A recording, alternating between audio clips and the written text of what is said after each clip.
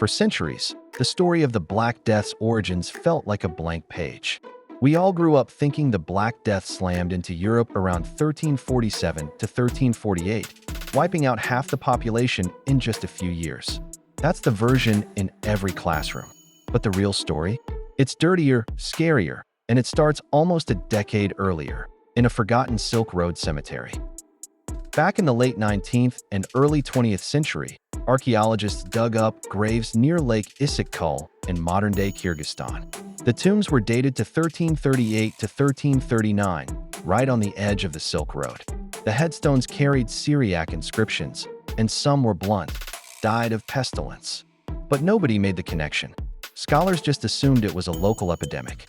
The skeletons and artifacts were boxed up and shipped off to St. Petersburg, where they gathered dust in the Peter the Great Museum of Anthropology and Ethnography. Case closed, or so it seemed. Fast forward to 2013. Historian Philip Slavin was combing through records of medieval plagues when he noticed something odd. This tiny Silk Road community lost an unusually high number of people in 1338 to 1339. The tombstones weren't random.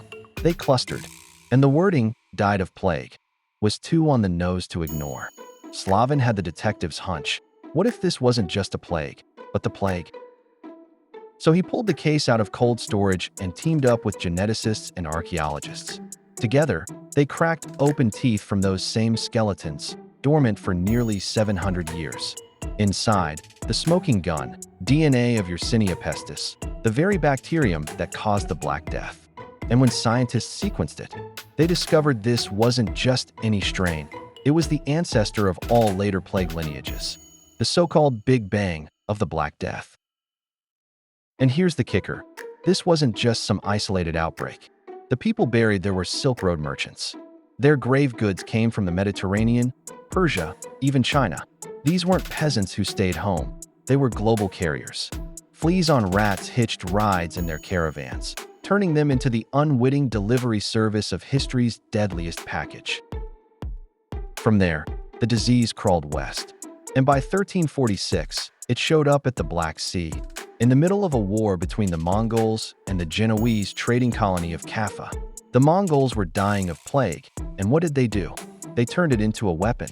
Chronicles tell us they catapulted infected corpses over the city walls, the world's first recorded act of biological warfare. Imagine being trapped inside the city as disease literally rained down on you. The terrified Genoese fled by ship, carrying the plague into Mediterranean ports, and from there, into Europe. By the time the pandemic burned through Europe, it killed as many as 50 million people, nearly half the continent. Priests preached apocalypse, economies collapsed, entire villages vanished. But the real origin wasn't a curse, or Europe's dirty towns, or some punishment from God. It was trade. It was global contact. It was the dirty, dangerous business of a connected world. So next time you hear that the Black Death began in Europe in 1347, remember the Silk Road graves of Kyrgyzstan, the Mongol corpse flingers of Kaffa, and the rats and fleas that traveled farther than any medieval army. The real story of the Black Death? A global pandemic before we even had a word for it.